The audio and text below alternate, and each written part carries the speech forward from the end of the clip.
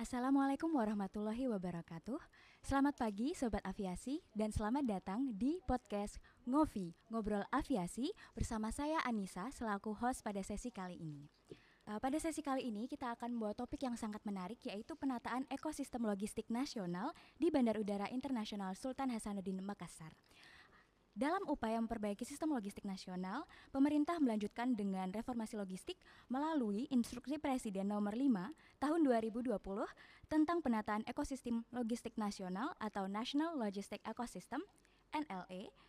Dan NLE sendiri berorientasi pada kerjasama antar instansi melalui pertukaran data, simplifikasi proses, serta penghapusan repetisi dan duplikasi.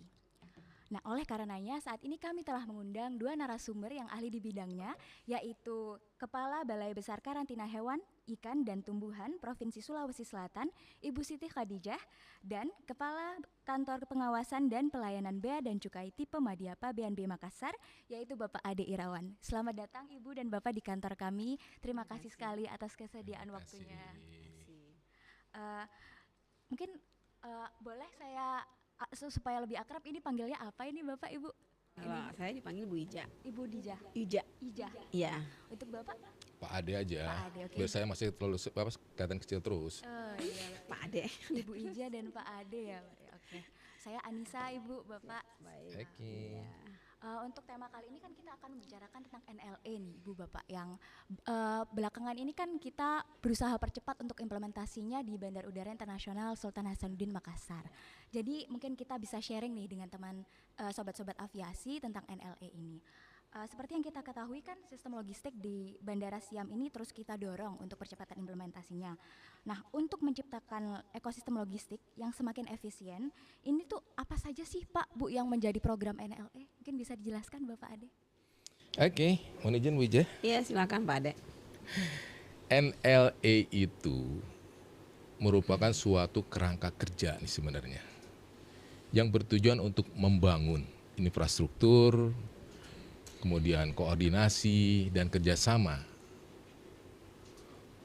antara seluruh pemangku kepentingan yang ada di dalam industri logistik.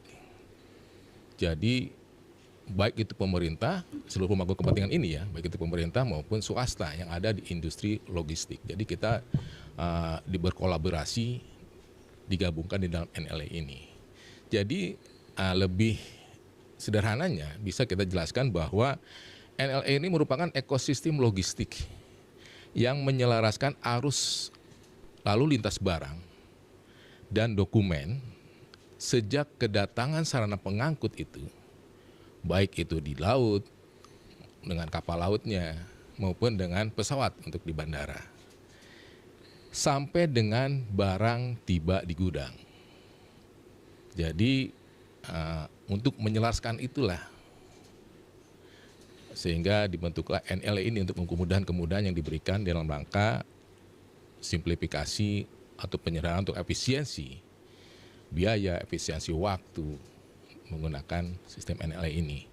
Ada program ini sesuai dengan instruksi Presiden. Sebenarnya NLE ini terbentuk karena ada instruksi Presiden nomor 5 tahun 2020 tentang penataan logistik nasional, di mana berdasarkan instruksi itu ada 42 rencana sebenarnya, ada 42 rencana aksi implementasi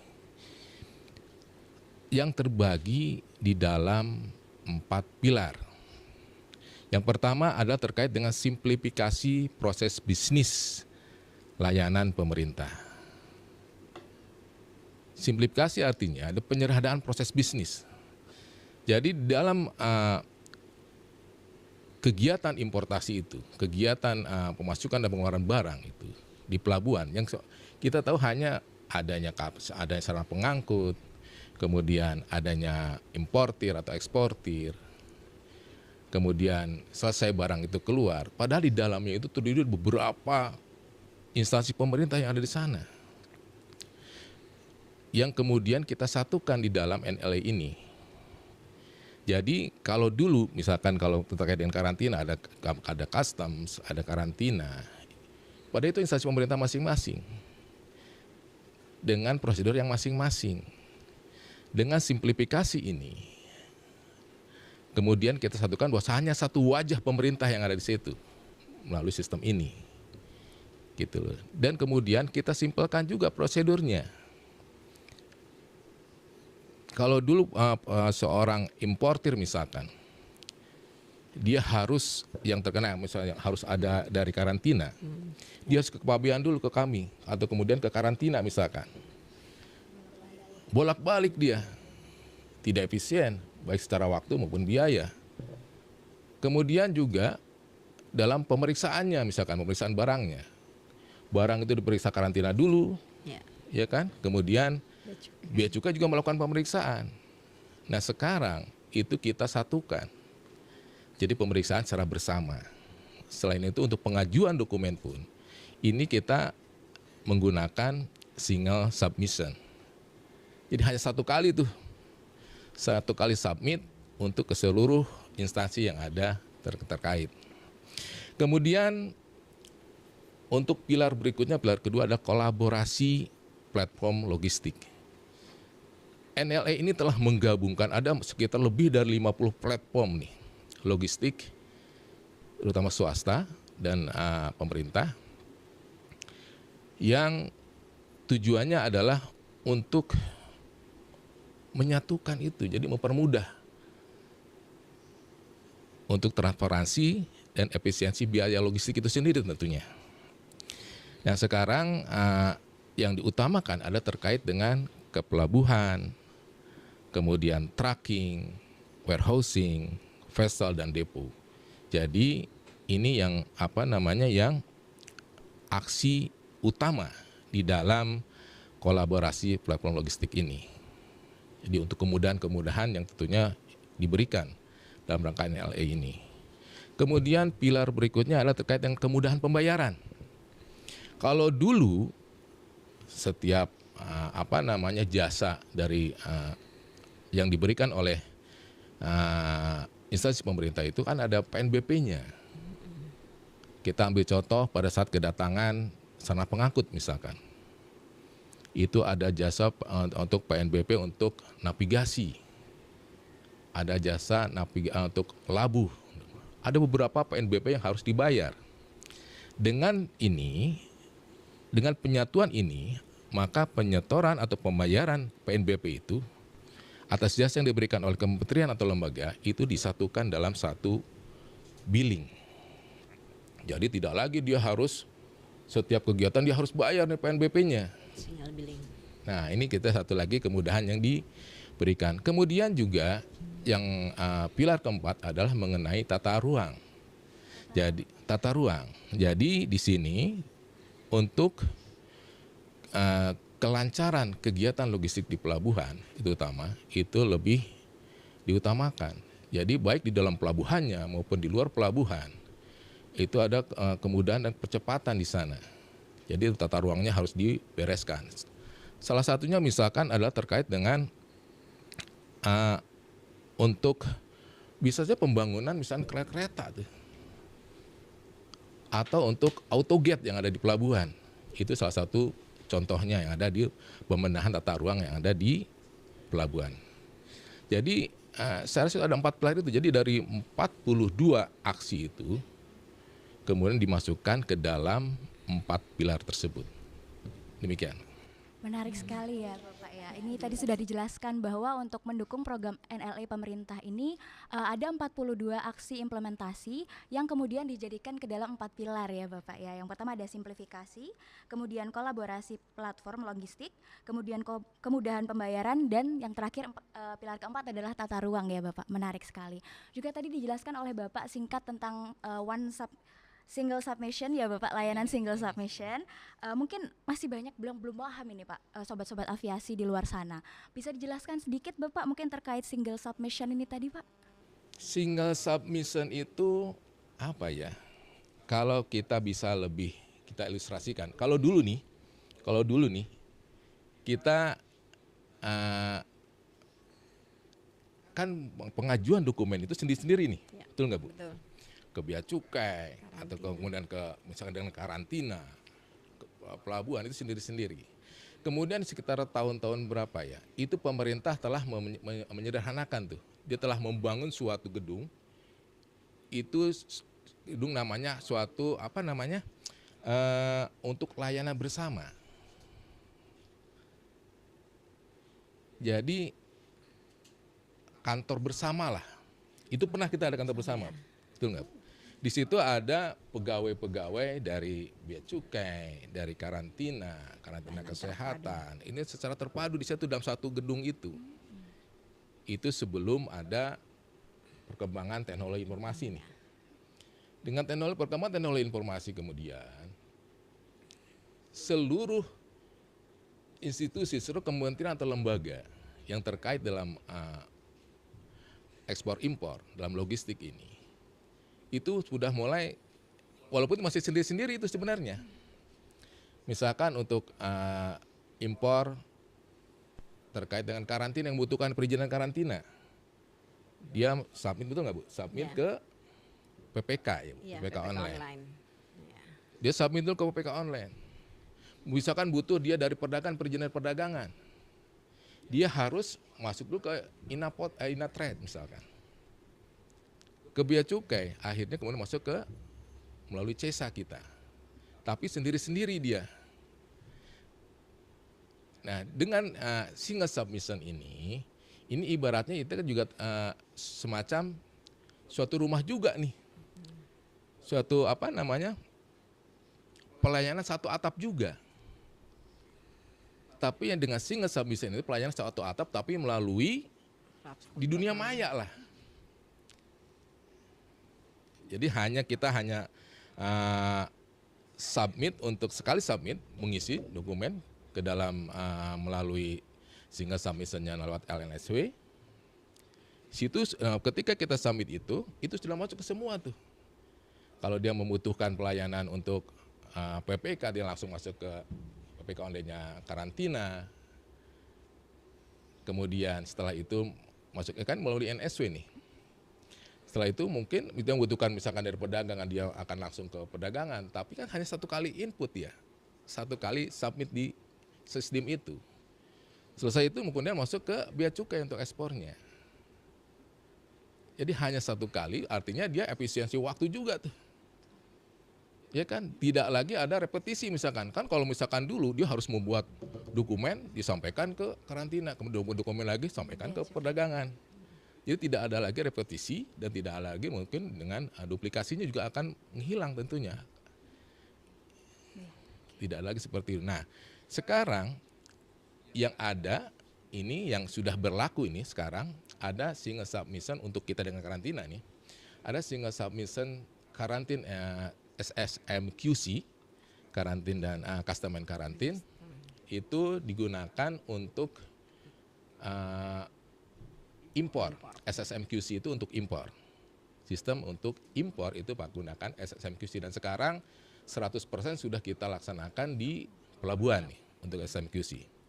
Sementara untuk SSM ekspor, ini untuk ekspor nih, ini khusus ekspor menggunakan SSM ekspor. Dan untuk di bandara kita, Bandara Sultan Hasanuddin ini sudah diimplementasikan nih. Perkembangannya positif. Dan untuk SSM ekspor ini sendiri, melalui laut pun sudah mulai kita uji coba nih Bu. Ya. Di bulan ini udah ada sekitar 4 perusahaan yang menggunakan SSM ekspor untuk di pelabuhan. Jadi SSM ekspor itu tidak hanya di laut, tapi tidak hanya di udara melalui bandara ini, untuk ekspornya juga melalui laut. Jadi laut pun sudah mulai diuji cobakan untuk SSM ekspor. Saya rasa itu. Terima kasih Bapak Ade atas penjelasannya. Ini memang program NL ini harapannya dapat memudahkan teman-teman ekspor impor ya Bapak Ibu ya. Betul. Dan sangat menarik karena mendapatkan respon positif juga dari para stakeholder ya Bapak Ibu ya. Mungkin ada yang perlu kita sharing sedikit lagi nih Ibu Bapak. Dalam proses implementasinya sendiri, apakah terdapat perubahan terhadap proses pelayanan karantina maupun bea cukai begitu? Mungkin bisa dari Ibu Khadijah mungkin. Oh ya, makasih Mbak Nisa terkait dengan NL ini. Tapi sebelumnya saya ingin menyampaikan lebih dahulu ya, ini sangat penting karena dengan perubahan organisasi kami sebelumnya karantina itu berada di Kementerian Kelautan dan Perikanan. sejak terbitnya peraturan Presiden Perpres nomor 45 tahun 2023, lembaga ini sudah menjadi satu, karantina, Badan Karantina Indonesia. Jadi dua kementerian, Kementerian Pertanian dan Kementerian Kelautan untuk fungsi karantinanya dijadikan satu dalam suatu Badan Karantina Indonesia berdasarkan Perpres yang tadi, Perpres 45 tahun 2023. Ini merupakan salah satu bentuk bagaimana pemerintah betul-betul memperhatikan bagaimana pelayanan publik, bahwa penyatuan dengan lembaga baru ini memberikan suatu kemudahan terkait pelayanan. Kalau dulu kan karantina ikannya di sana, karantina tumbuhan di pertanian, hewan di pertanian. Ini salah satu, jadi kami memperkenalkan dengan kondisi saat ini suatu lembaga yang namanya Badan Karantina Indonesia. Sedangkan yang tadi disampaikan apa ada perubahan dengan NL ini, secara substansi sebenarnya tidak ada. Dengan penyatuan karantina Indonesia ini, karena undang-undangnya sama, Undang-Undang nomor 21 tahun 2019. Dengan NL ini memberikan kemudahan, tadi disampaikan oleh Pak Ade bahwa proses bisnis tetap sama, malah memberikan kemudahan yang memberikan perubahan ini dengan layanan terintegrasi tersebut. Dan saat ini sejak tahun kemarin di Bandara Sultan Hasanuddin ini sudah kita lakukan penandatanganan bersama standar operasional prosedur terkait dengan instansi-instansi terkait yang terlibat dalam proses bisnis tersebut. Jadi dengan SOP yang kita sudah tanda tangani bersama dan kita sudah menyampaikan ke masyarakat, perubahan-perubahan tersebut sudah diketahui oleh masyarakat secara menyeluruh. Itu yang kita harapkan, jadi tidak ada perubahan proses layanan yang secara signifikan, tetapi dengan fungsi dengan LN ini memberikan kemudahan terkait dengan prosedur alur dengan yang sangat singkat yang tadi disampaikan oleh Pak Ade. Jadi dari karantina ini sangat terbantu dengan proses bisnis SOP yang sudah kita tanda tangani bersama ini memberikan bagaimana proses dari karantina sendiri, dari Bea Cukai, dari Angkasa Pura, dari instansi terkait yang ada di bandara, dari otoritas bandara, ini yang memberikan sangat kemudahan terkait dengan hal tersebut. Jadi proses bisnis yang berubah itu terkait dengan penerapan SSM ekspor yang ada di bandara tersebut, khususnya di Bandara Sultan Hasanuddin Makassar ini. Seperti itu Mbak Nisa. Terima kasih Bu atas penjelasannya.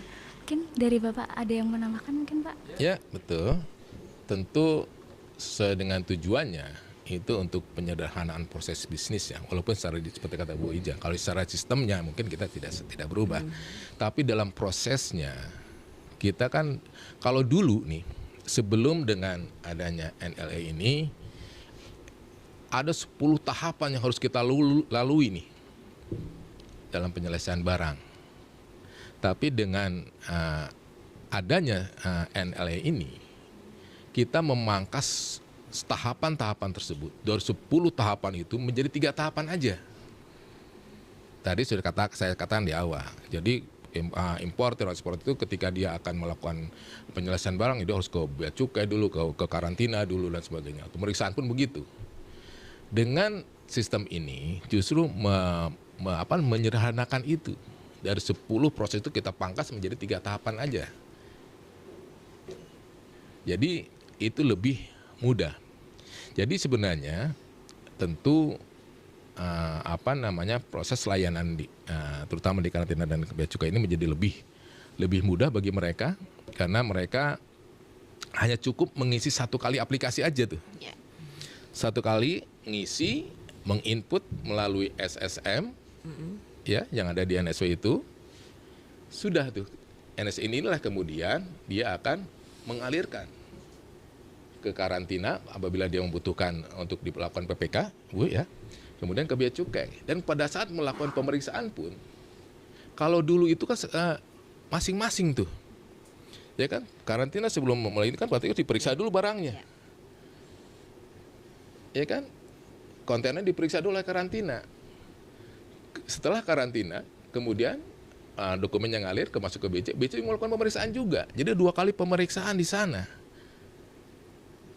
Dan dengan program ini hanya cukup 1 kali pemeriksaan. Kita lakukan pemeriksaan bersama.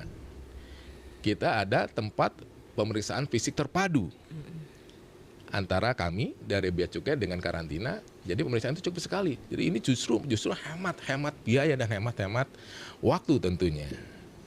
Untuk karena hemat biaya, kalau kan harus bongkar muat itu kan dia harus bayar tuh. Makanya hemat biaya juga nih. Selain waktu itu. Jadi tentu sangat menguntungkan bagi pengguna jasa. Dan bagi kita pun setelah masuk ke sistem itu kan langsung tidak lagi tuh input masuk ke CISA lagi. Yang kita harapkan seperti itu nantinya. Jadi tidak lagi dia harus beberapa kali tahapan untuk dia melaksanakan impor atau ekspor barang. Saya rasa itu. Baik, terima kasih Ibu dan Bapak penjelasannya. Untuk teman-teman Sobat Aviasi nih, mungkin sedikit sharing bahwa seperti yang sudah dijelaskan oleh kedua narasumber kita yang keren ini, bahwa sekarang untuk pemeriksaan ekspor impor itu sudah dijadikan satu di Bandara Sultan Hasanuddin Bandara Internasional Sultan Hasanuddin Makassar, yaitu ada satu titik yang disebut dengan TPFT ya Bapak Ibu ya, tempat pemeriksaan fisik terpadu, di mana barang-barang tersebut akan diperiksa secara langsung oleh 2 instansi yang berbeda ini gitu. Jadi tidak harus ribet diperiksa satu persatu, bongkar muat satu persatu lagi. Kemudian nih Bapak Ibu mungkin bisa sharing dengan sobat-sobat aviasi sekalian, selama penerapan implementasi NLA ini kan pasti banyak sekali proses yang dilaksanakan begitu ya Bu ya. Mungkin ada diskusi antar instansi dari Otban, dari Bea Cukai, dari karantina begitu. Mungkin bisa di-sharing ini Bu, apa saja yang telah dilakukan dalam proses percepatan implementasinya? Oh ya, saya duluan ya Bu. Makasih Mbak Nisa. Jadi betul yang disampaikan, dengan implementasi ini banyak tahapan yang kita sudah lakukan. Yang pertama intinya K3, khususnya untuk sesama instansi terkait. K3 itu bagaimana kami berkomunikasi, berkoordinasi dan bekerja sama. Kenapa pentingnya K3 ini? Karena untuk bisa instansi terkait kami dari sisi kuarantin, Bea Cukai, teman-teman Angkasa Pura dengan Otban bisa sama-sama memahami terkait dengan ketentuan-ketentuan tersebut. Itu yang pertama kami lakukan, berkoordinasi dengan timnya Pak Ade, dengan tim Otban, tim Angkasa Pura. Yang kedua, kami melakukan edukasi. Edukasi kenapa kami lakukan atau sosialisasi untuk memberikan pemahaman kepada pengguna layanan kami, masyarakat secara umum pengguna baik itu importir, eksportir terkait dengan tahapan-tahapan yang akan dilakukan nanti pada saat penerapan SSM-QC impor kalau di pelabuhan laut, kalau di sini SSM ekspor. Kenapa kami ini kita sudah lakukan dari 2 tahun kemarin Mbak Nisa. Setelah kami mendapatkan informasi bahwa Bandara Sultan Hasanuddin ini sebagai salah satu lokus penerapan LLE tersebut khususnya SSM ekspor, ini kita sudah melakukan sosialisasi. Tetapi kami tidak mandiri, tetapi kami bersama teman-teman khususnya dari Angkasa Pura, dari Bea Cukai, dari Angkasa Pura dengan otoritas bandara untuk bersama-sama menyampaikan fungsi dari masing-masing dari instansi tersebut. Karena kami sebagai pelaksana karantina di bandara, baik itu karantina tumbuhan, hewan, ikan, mereka harus memahami bagaimana sih prosedur apa yang disampaikan Pak Ade, bahwa mereka tidak dengan kemudahan tersebut mereka harus memahami. Misalnya kayak kalau kemarin mereka kalau mengurus karantina dia harus ke kantor karantina dulu, membutuhkan waktu. Mereka kalau mengurus misalnya prosedur persyaratan dari Bea Cukai ke Bea Cukai dulu.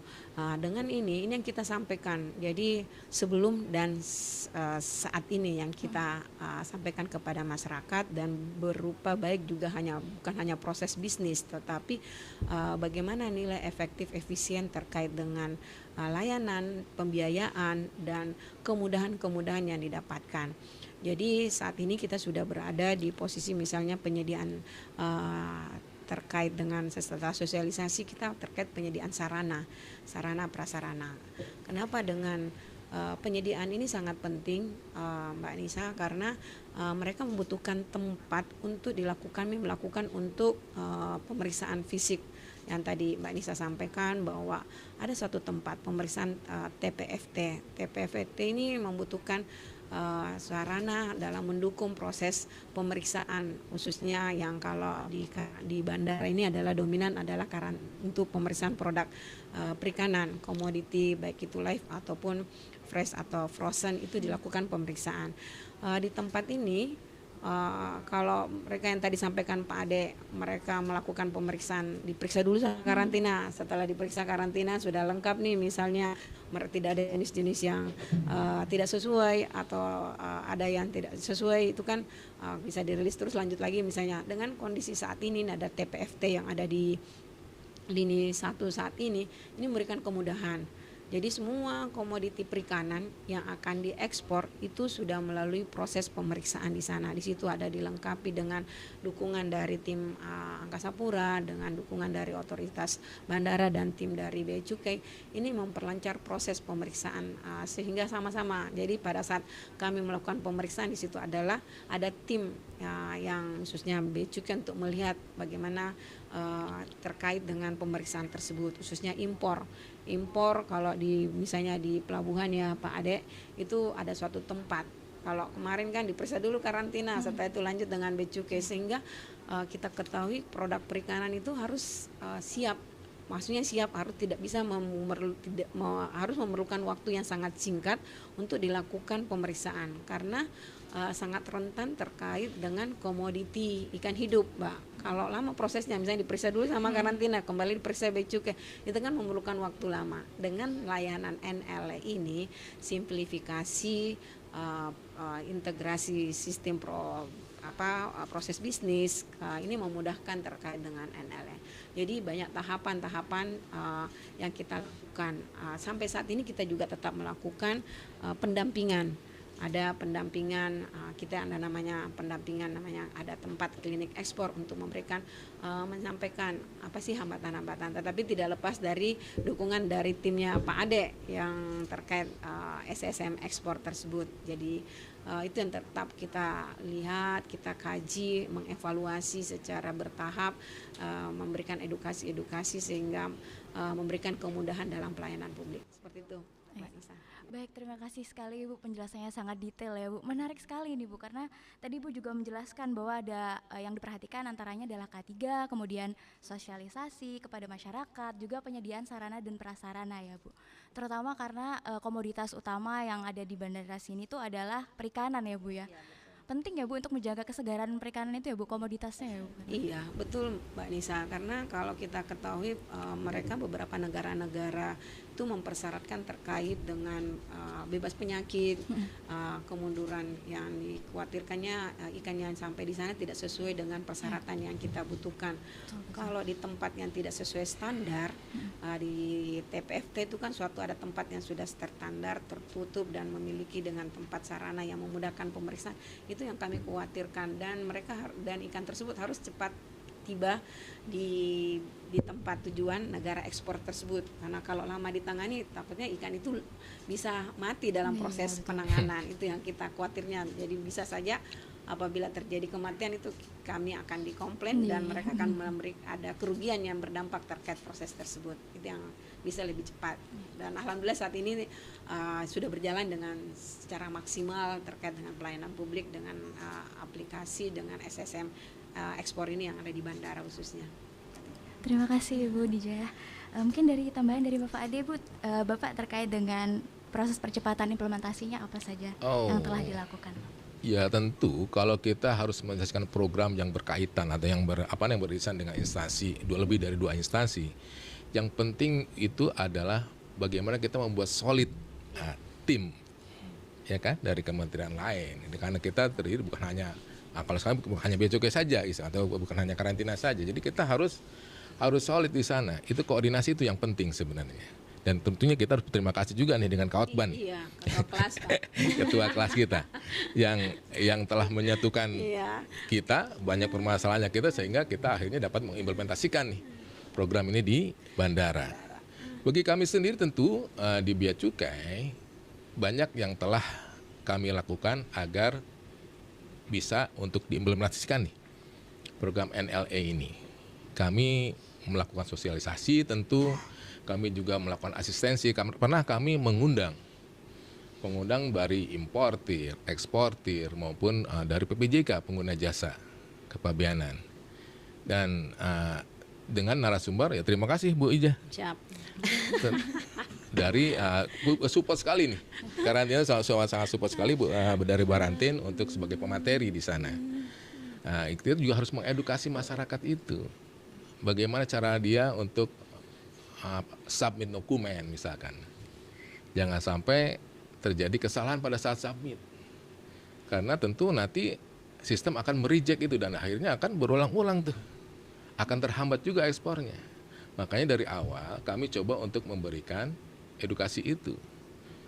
Dan asisten sampai dia itu bisa untuk menggunakan, kita suruh mereka untuk bawa komputer nih. Kita langsung praktek di sana. Sehingga mereka bisa untuk input sendiri gitu, untuk submit sendiri. Dan tentu juga kita juga melakukan monep juga nih terkait dengan sistemnya sendiri. Banyak permasalahan-permasalahan di sistem itu, di INSW ini, sudah kami sampaikan nih ke tim dari LNSW Pusat, NLE Pusat. Pernah kami sampaikan itu, jadi permasalahan-permasalahan yang ada di INSW itu, kami sampaikan agar mereka juga mengantisipasi untuk perbaikannya, untuk penyempurnaan sistem ini. Jadi ke depan semoga lebih lancar lagi tuh. Untuk penggunaan sistem ini. Baik, terima kasih Ibu Bapak. Poin yang mungkin sangat penting ya Pak, telah disampaikan oleh Bapak juga, oleh Ibu juga, bahwa ada kerjasama antar instansi nih, baik dari bandaranya juga, dari kantor otoritas bandar udara juga, dari BBKHIT dan juga dari Bea Cukai, juga dari stakeholder nih, para eksportir importir ya Ibu Bapak. Menarik sekali ini, ketika di lokasi memang pegawainya juga harus cekatan ya Bu Pak ya, berarti untuk mengecek dalam waktu singkat itu perlu pegawai yang cekatan ya Bapak ya. Kemudian mungkin bisa sedikit sharing nih Bapak, manfaat apa saja sih yang sebenarnya ditimbulkan dari implementasi NLE ini? Karena kan mungkin orang masih bingung gitu mungkin ya, apa sih manfaatnya gitu, mungkin bisa sedikit nih Bapak. Makasih Mbak.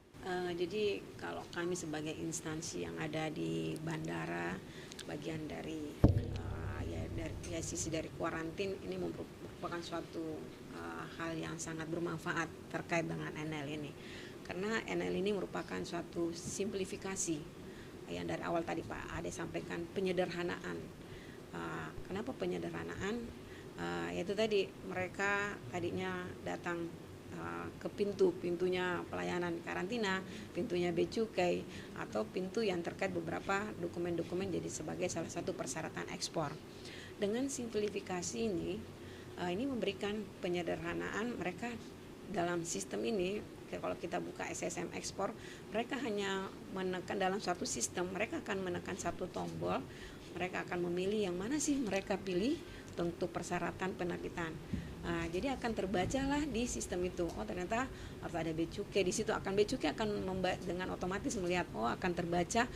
Misalnya ternyata kalau contoh di bandara, ada pemeriksaan yang harus dilakukan oleh karantina. Pengguna jasa itu hanya melakukan seperti itu saja, tidak harus ke kantor karantina, tidak harus ke kantor Bea Cukai. Otomatis kami sudah ada melihat sistem yang ada itu akan melihat sendiri. Oh ternyata ada permohonan nih yang dilakukan oleh para importir atau para eksportir. Itu adalah penyederhanaan. Itu sangat bermanfaat. Kami juga sebagai petugas tidak perlu lagi berkomunikasi ya yang dengan memakan waktu ke teman-teman Bea Cukai, ini ada permohonan nih, mari kita sama-sama, enggak seperti itu lagi. Dengan melihat sistem itu, oh ada notifikasi nih, kami harus melakukan dengan otomatis sesuai dengan tugas dan fungsi. Itu ada proses dari simplifikasi penyederhanaan dari prosedur-prosedur sebelumnya. Dan paling penting adalah integrasi proses bisnis. Dengan kesederhanaan itu sudah semua terintegrasi proses bisnis dan pelayanan publik yang ada di situ. Dengan adanya simplifikasi, integrasi proses bisnis, integrasi pelayanan publik, ini masyarakat saya yakin sangat merasakan manfaat, karena tidak perlu lagi Bu yang misalnya nih kami ada pengguna jasa kami yang di luar daerah nih, misalnya ada sampai di Palopo atau di Selayar, mereka kan kalau mau datang ke sini butuh biaya. Dengan mengakses layanan yang ini mereka tidak perlu lagi datang ke kantor, cukup dengan layanan ini menginformasikan akan ada rencana ekspor berjalan, otomatis sistem itu akan berjalan karena sudah terkoneksi dengan antara karantina dengan bea cukai ya Pak Ade. Dan ini juga yang selalu digaungkan oleh Bapak Presiden bahwa sekarang eranya transformasi digitalisasi, karena layanan ini platformnya tadi salah satu pilarnya ya Pak Ade, yaitu platform teknologi digitalisasi. Ini sekarang kita sudah menuju ke, bukan lagi masuk ke transformasi, kita sudah menuju ke eranya saat itu. Jadi kalau kita tidak menggunakan digitalisasi, sangat tertinggal dengan instansi-instansi yang ada di bandara, yang ada kalau kami di pintu pemasukan, pintu pengeluaran tidak menggunakan teknologi, ini sangat dirasakan oleh para pelaku usaha, tertinggal dengan layanan. Kalau yang dulu Bu, kami memberikan layanan itu standarnya itu ya 2 jam. Kami sekarang bisa 52 menit melakukan layanan. Tapi kan ada proses, bukan hanya proses penerbitan sertifikat, tetapi kan ada proses pemeriksaan komoditi perikanan ya, pemeriksaan fisik di TPFT. Itu dari 2 jam kami bisa pangkas menjadi 52 menit.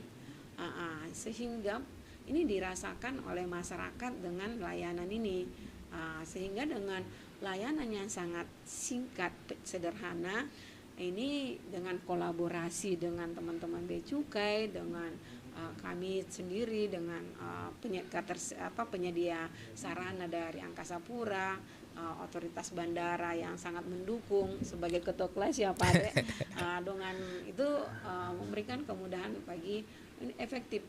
Jadi coba bayangkan Bu, kalau dari misalnya dari, nggak usah jauh-jauh dari Baru, Pangkep, kami ada pengguna jasa di sana. Mereka nggak perlu lagi langsung datang ke kantor kami dengan layanan ini yang sangat cepat. Jadi ini sangat penting terkait dengan kemudahan-kemudahan mendukung terkait dengan platform teknologi ini, itu yang kami rasakan. Semoga para pelaku usaha juga, saya yakin pelaku usaha juga merasakan manfaat ini. Dengan biaya, kami pernah menghitung itu Pak Ade, dengan biaya transportasi mereka bisa misalnya sehari 50.000.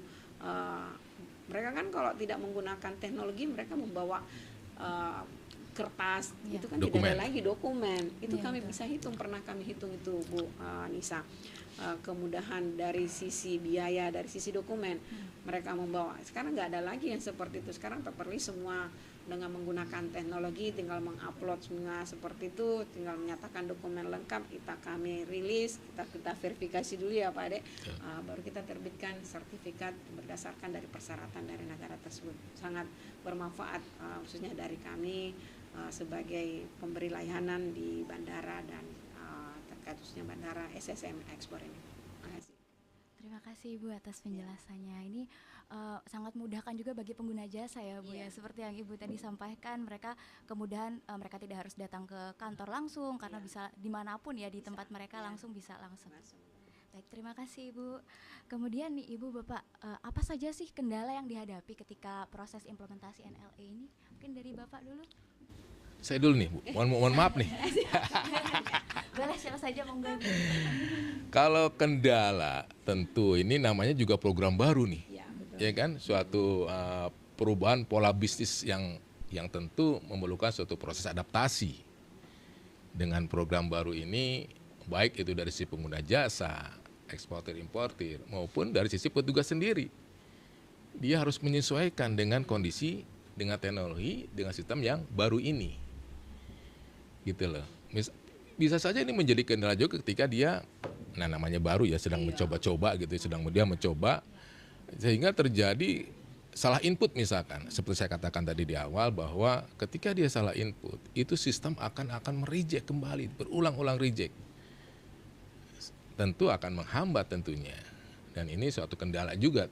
Kemudian saya katakan lagi bahwa di dalam NLE ini, itu terdiri dari sekian banyak, ada kurang lebih 15 kementerian lembaga yang ada di sini, yang tergabung, yang terintegrasi di dalam NLE ini. Dan tentu banyak sekali sistem pelayanan yang mereka miliki, yang harus diintegrasikan di dalam sistem NLE ini. dengan sistem komputerisasi mereka masing-masing, tentu juga program yang ada di sistem itu juga bisa macam-macam tuh. Sehingga ini menjadi tantangan tersendiri nih untuk mengintegrasikan dengan sistem yang ada di INSW ini. Ya tentu ya kita berharap itu bisa lebih cepat dan lebih sampai sekarang pun memang masih ada kendala-kendala terkait dengan ini. Makanya saya katakan lagi bahwa kita selalu memberikan masukan nih ketika ada permasalahan di sistem, permasalahan seperti apa, kita sampaikan tuh ke LNSW. Karena saya katakan lagi bahwa namanya bahasa program masing-masing sistem itu belum tentu sama nih. Yang harus diintegrasikan ke dalam satu sistem. Ya itu kan berarti harus ada proses tuh untuk mengintegrasikannya. Itu saya rasa kendala-kendala yang kita, tapi yang penting kita selalu melakukan monep nih. Jadi setiap kendala yang kita dapati, kita selalu sampaikan ke tim yang ada di Jakarta, tim NL yang ada di Jakarta, biar mereka dengan cepat untuk bisa mengatasi ini. Saya rasa itu. Terima kasih Bapak. Mungkin tambahan dari Ibu Dija, Bu? Oh ya, makasih. Jadi sebenarnya kalau kendala tidak terlalu signifikan ya Pak Ade, yang tadi disampaikan yang namanya suatu sistem ya, dari perubahan mungkin jadi konvensional menjadi suatu teknologi, karena NL ini kan platformnya teknologi ya Pak Bu, transformasi ya, digitalisasi, sehingga masyarakat yang mereka cenderung kebiasaan masih menggunakan manual, beralih terkait dengan teknologi itu yang memberikan.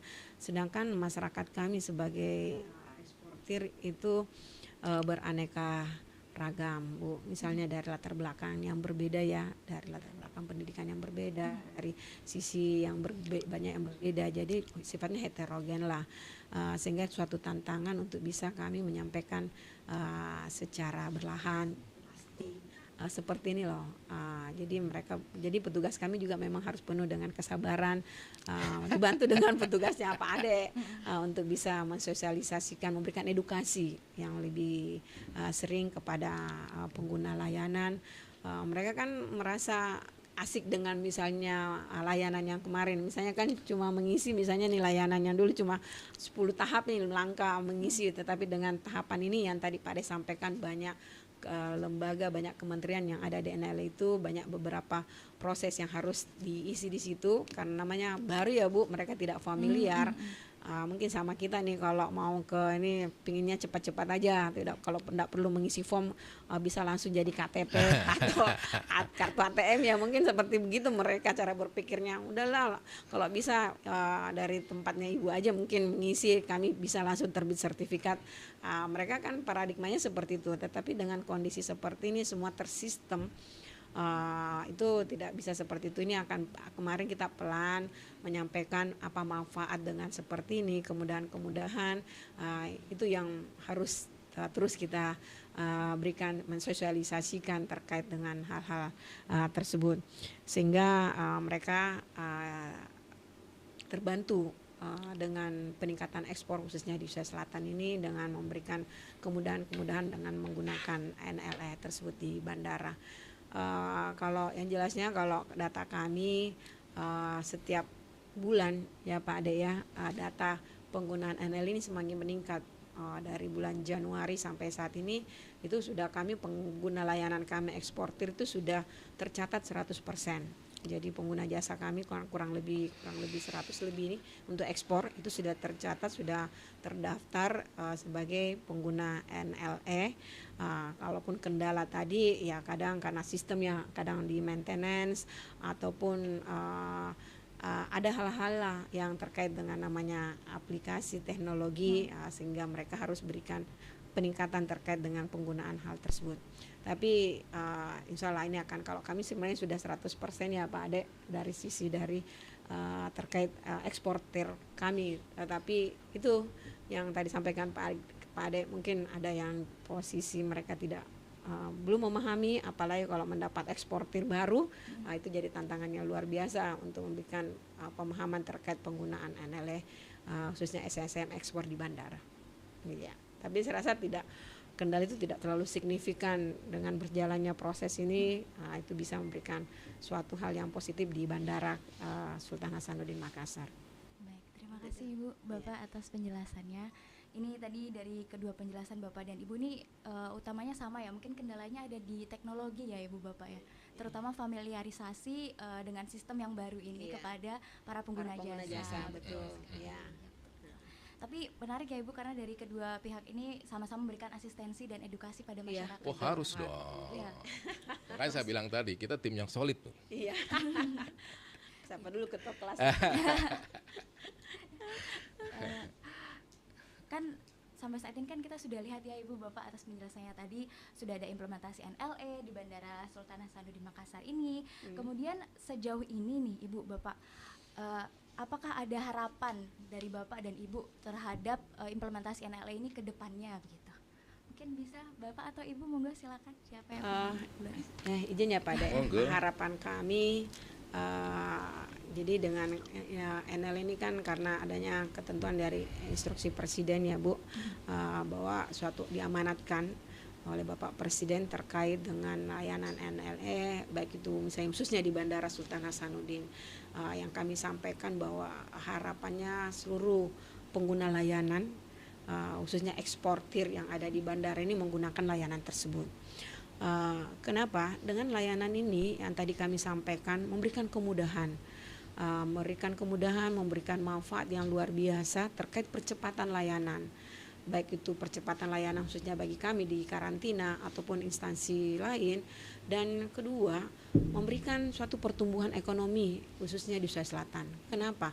Semakin mengalirnya, semakin cepatnya proses itu akan semakin sering melakukan kegiatan aktivitas lalu lintas ekspor, khususnya baik itu komoditi hewan, ikan dan tumbuhan yang ada di Bandara Sultan Hasanuddin. Dan ini juga memberikan dampak yang luar biasa, saya yakin khususnya di bandara kita ini. Maka bandara yang salah satu bandara yang salah satu lokus ya strategi Stranas ini merupakan suatu memberikan bahwa proses birokrasi layanan LNE khususnya ini sudah berjalan dengan maksimal. Harapan kami sebagai seperti itu, dengan bukan dengan hanya memberikan citra tadi, tetapi betul-betul merasakan dimanfaat oleh pengguna layanan.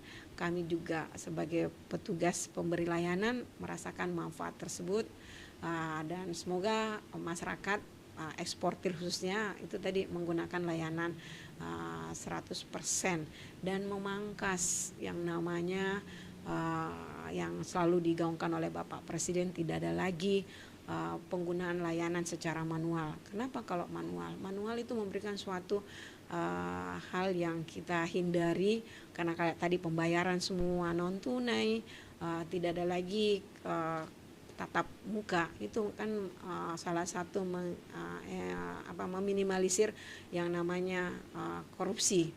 Jadi kita ingin bandara kita ini bandara bersih dari KKN, korupsi, karena apalagi sudah digaungkan kita sama-sama instansi WBK, wilayah bebas dari korupsi, menuju wilayah WBBM, itu yang kita harapkan sehingga Indonesia menuju Indonesia Emas di tahun 2045, seperti itu. Terima kasih.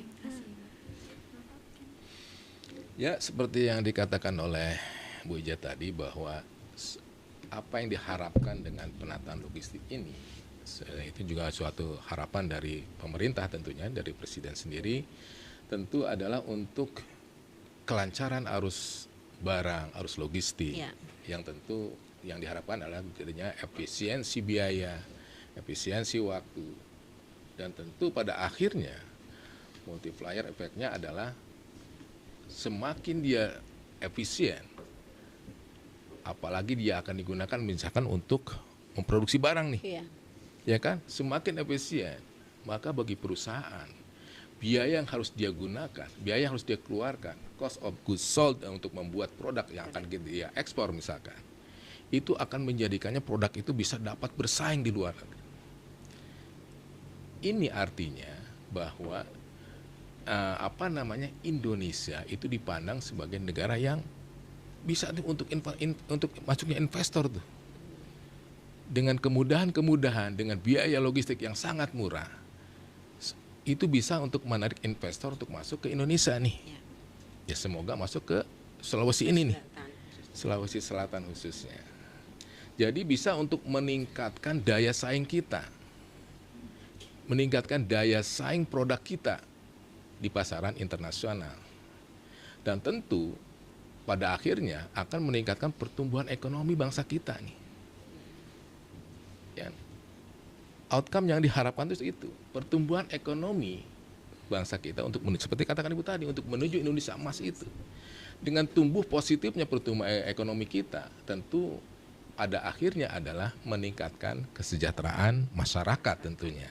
Itu untuk mencapai Indonesia maju, Indonesia menjadi Indonesia emas itu tadi. Saya rasa semua harapan itu terpaku dengan bagaimana ekosistem logistik ini dapat terus ditata. Jadi penataannya harus terus berlanjut nih. Karena ini sebagai fondasi yang diperlukan nih untuk mendukung pertumbuhan ekonomi bangsa kita ini. Saya rasa seperti itu. Baik, terima kasih Ibu, Bapak ini atas harapannya ke depan bagi NLE. Mungkin izinkan saya mungkin sedikit merangkum ya Ibu Bapak ya, bahwa NLE ini atau National Logistic Ecosystem ini merupakan program pemerintah simplifikasi dan juga integrasi proses bisnis yang dilaksanakan oleh berbagai lembaga yang terkait dengan ekspor dan impor untuk memudahkan masyarakat sebagai pengguna jasa ya Ibu Bapak ya.